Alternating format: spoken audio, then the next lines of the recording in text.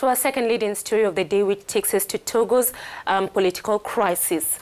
At least 2 people have been killed after clashes between the police and protesters in Togo over the weekend. The opposition has accused the government of deploying police and soldiers in a brutal crackdown after the government banned protests about upcoming elections scheduled for December 20. The opposition opposes the polls demanding a reform of the National Electoral Commission and a 2-term limit for presidents. Currently, the West African nation is ruled by President Foya Sinbe, who has been in power since 2005. We have our correspondent on the line, Noel Tadejon. He's following the situation in the country very closely. Thank you so much for joining us on the line. What is the atmosphere in Lome? Alors, Noël, quelle est l'atmosphère ce matin à Lomé après les incidents du week-end qui ont causé la mort? What's going on in Lome right now? We want to understand, including the death of the 8-year-old child. Sur l'atmosphère ce matin.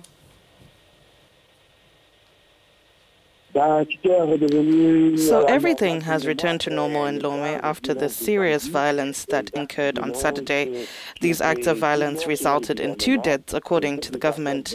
These 2 people, including 1 minor, were killed in the Agore district in the northern suburbs of Lome, where violent clashes opposed the population to the police. At the call of the opposition, the people wanted to demonstrate to denounce the ongoing electoral process in Togo. These demonstrations were banned by the government, and army-backed police and gendarmerie elements were deployed to prevent demonstrations. In some places, the police used tear gas to disperse the people, but were surprised to find that some people used firearms, which resulted in the death of the minor. Ce qui a occasionné la mort du mineur en question et de la seconde personne et de la deuxième victime. So the government and the family of the shot child contradict each other on the perpetrations of what happened.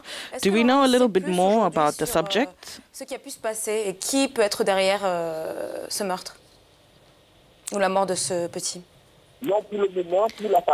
So according to the government statement, initial evidence gathered on the ground indicates that unidentified and armed individuals traveling in the black 4x4 vehicle reportedly used their weapons in the area.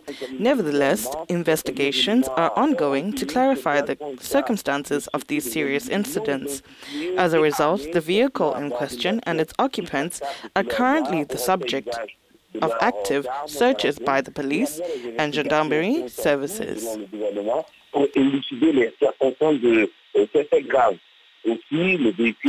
However, a video circulating on social media also shows a 4x4 pickup car with men that indicate that they were armed and they shot demonstrators. For the opposition coalition, both people were shot and killed by men in this 4x4. Et puis la coalition de l'opposition, les 2 personnes ont été tuées par balle par des hommes en gris. So these events somewhat cover or eclipse the legislative elections that are coming up and that have begun on Tuesday, December 5. Tell us a little bit more about what's going on. So the electoral campaign started on Tuesday. It started slowly, taking place in Lome and in other cities of Togo. Moreover, some of the candidates' campaign vehicles were vandalized and posters were torn off.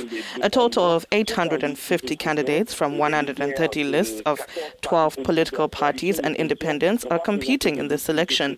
The leaders of the 14 political parties in the opposition coalition did not submit lists for these elections, denouncing, quote-unquote, irregularities. They demand the cessation of electoral process. Thank you so much, Noel, for joining us on the line from Lome in Togo.